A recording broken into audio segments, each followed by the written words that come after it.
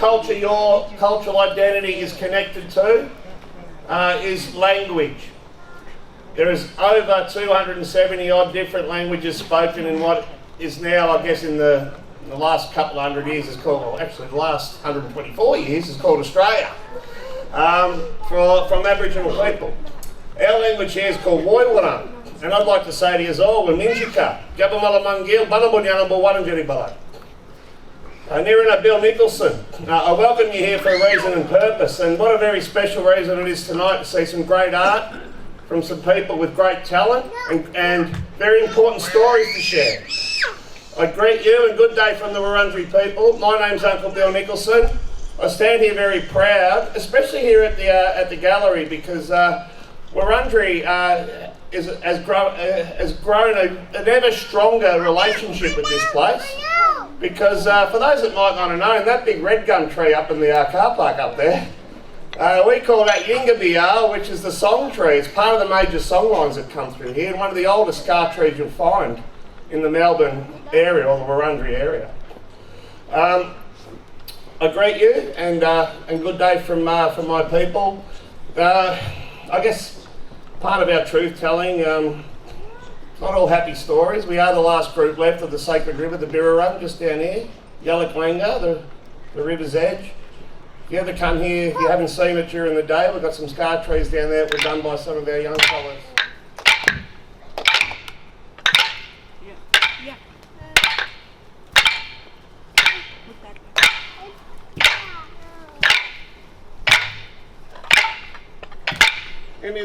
Any Indigenous community here, especially elders, feel free to come through to smoke.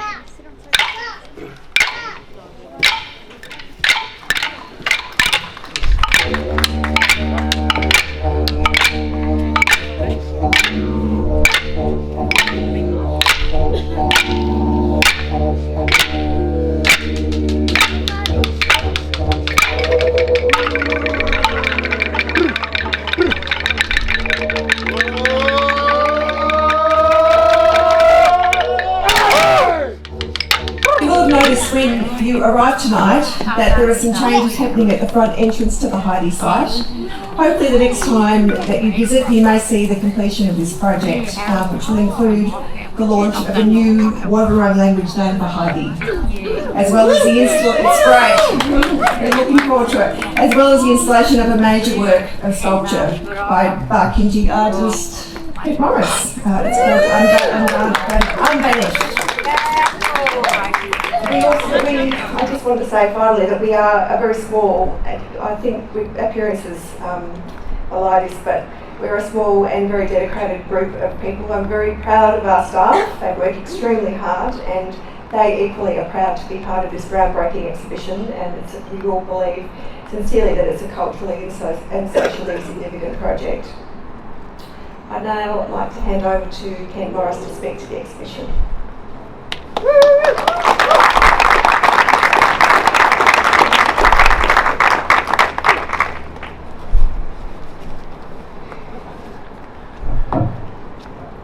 Thanks, Lesley. Thanks, Aunty, Bill, Aunty, Kathy. I don't know what to really say, to be honest. And particularly after seeing the performance, I'd really like to acknowledge Rooney and Rowie, Ash, Jez and Jeremy, PK, Danny, for that inspired performance. And I sometimes wonder, you can write a whole bunch of stuff and think about a whole bunch of stuff, and I'll get to some more formal things a bit later. But to see that, the fellas there dance, that culture and that strength and that spirit, well, that shows what happens when we release the potential locked up behind the prison walls. And it also shows what happens when First Nations people and community members experiencing incarceration and the racial profiling and discriminatory policing and sentencing are capable of, because those fellas and everybody else in the Torch program built that program. They built it from their lived experiences and from their knowledge and from their philosophies, and we also built it on the knowledge and philosophies of our elders, who worked tirelessly and have worked tirelessly for decades in this system. And so to see that tonight, and that experience and that power and that energy and that commitment, it's not a lack of willpower from our community to resolve these issues of the hyper-incarceration of our mob, the continuing deaths in custody. It's really down to the broader community and at the national leadership level to say, let's invest heavily into programs built by these fellas, because they know what they're doing.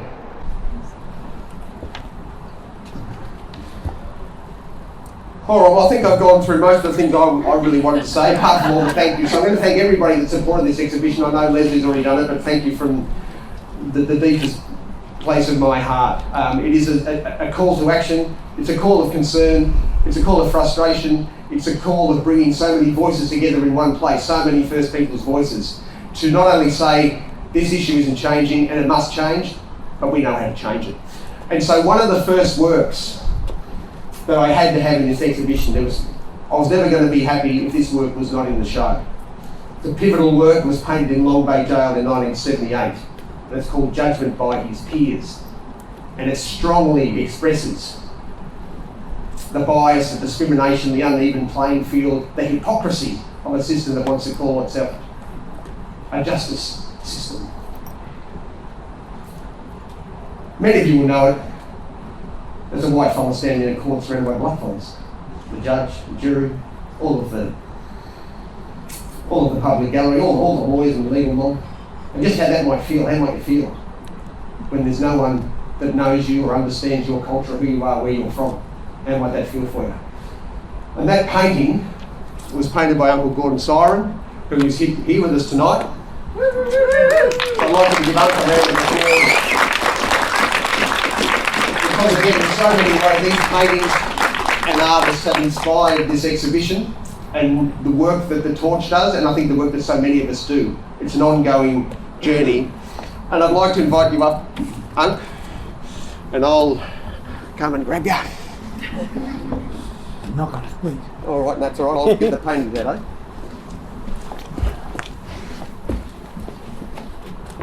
And Uncle Gordon's prepared some statements, again, in art. So I'm going to give you that sort of, and I'm going to come in here. And they never ask us for our land. Never ask us for a lot of things, and here's one of the key aspects. And that idea of even asking us for anything. What about our knowledges and philosophies and wisdoms and learnings and experiences? This is what we're working for, and this is where it started.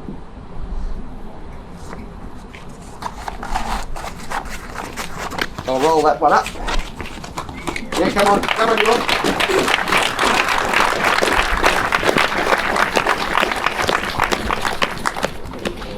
Okay. All right, we'll do this. I'll re-roll it, eh? Let's roll it.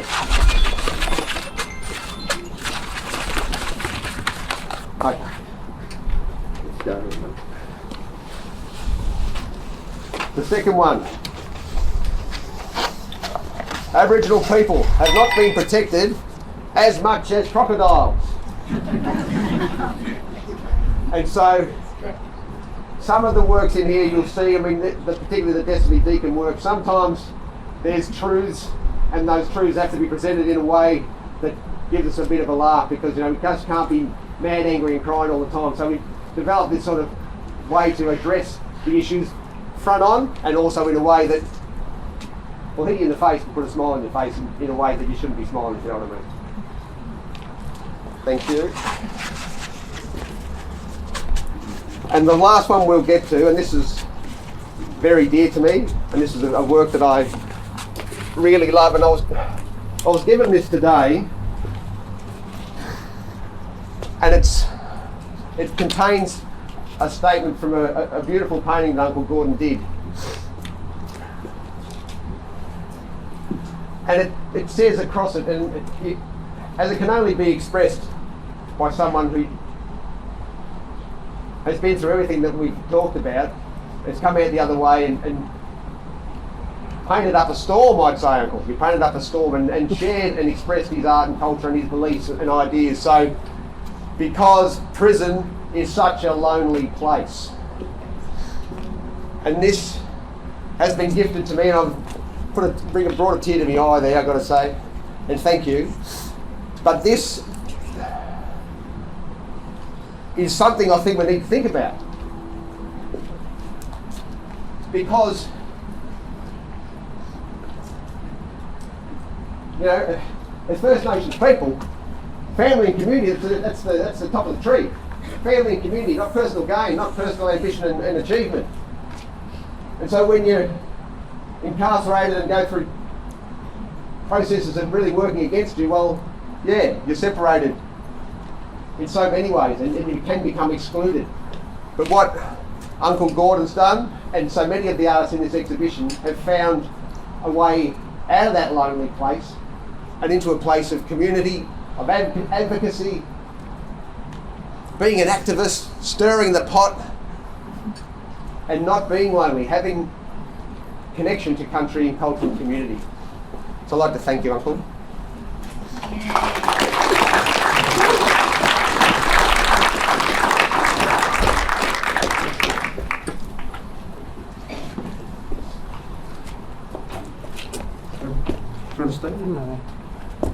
Come over here. Come over here.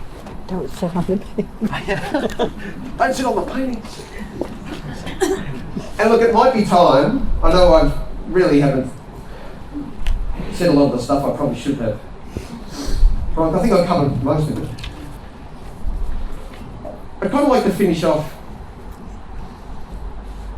with a poem written by Kevin Gilbert. And Kevin Gilbert has works in the exhibition, and it's another powerful story of transformation. And its circumstances, again, inflicted via the colonial project, and the impacts on him and his family, and then where he ended up in prison. But again, he didn't want to accept that.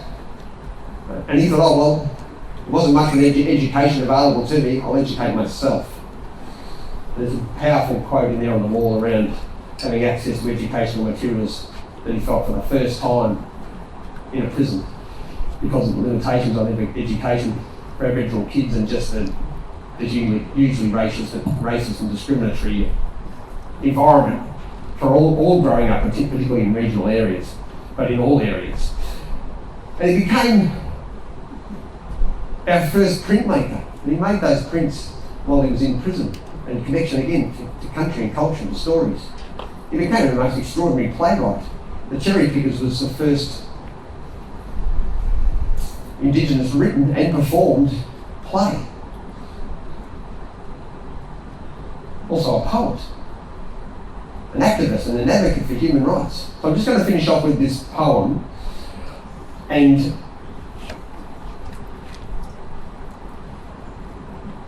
I guess paint the scene of what we've talked about and how it can be expressed through art and the impacts it can have. The title of the poem is Chained. White man, white man, white man law. Chain and jailhouse, grog house and store. Work old Jack for bucket of flour. Sugar tea and meat gone sour. Pension women, pension land. Kill the black men. White man grand. Him make law for white man good. Him steal food, him steal land and black man food. Then when Jack lived black man law that honest, white man gets sore. He make his law, big white chief. He look honest, big white thief. So let's look at this exhibition through a lens of what has happened and what continues to happen. We need to acknowledge the past, we need to acknowledge what continues, but we also need to acknowledge there's a way out, and everyone here can become part of that solution. I say this all the time, for 4% of the population, we can't carry the whole bloody load to sort this out. 96% other percent of you need to come along for the journey. And you can do that, you're here already. You've got friends, family, you've got workplaces, you've got colleagues. Share this story of something that works. Share this story how we can create solutions that work. I'm sick and tired, I'm sure you fellas are sick and tired of getting up most weeks and reading 1 or 2 articles around First Nations incarceration, deaths in custody. It's not enough just to recognise the problem. You have to acknowledge what's caused it in the past and then support what is happening now to address it. You're all here, you've all become part of the solution. Go to the Torch website, buy artworks. There's something for everybody. I'll get into my used car salesman's pitch now, but I'm telling you it's true. And there's price points for everybody. If you can't, if you don't have that capacity to purchase artworks, then share the story with your friends and family. And when you do purchase that artwork, I can tell you, and I'd like to acknowledge Senator Thorpe, who's here with us tonight, who has a beautiful work by Keith Ritchie that she purchased. Now there's a work by Keith Ritchie that he created for in prison. He's hanging in the company of Albert Namatjira, Kevin Gilbert and Jimmy Pike. And it's a beautiful work, and please read the story of how he created it around his Gunai-Kurnai culture and the designs and shapes and story that we're given access to through the Torch program. Come on board with us. Be a supporter. You're already here, you're most of the way there. I know a lot of you are a lot more than most of the way there. And thank you again, but share this story. We can't do it on our own. We have to do it together. Right.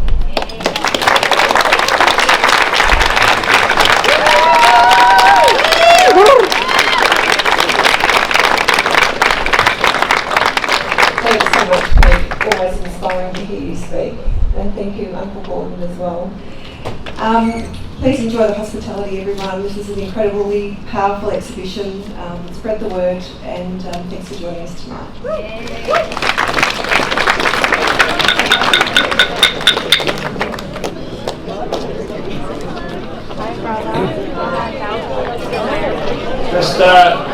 Just one last thing. If you haven't smoked yourself, I'll get the fire going again. Feel free to come and join here.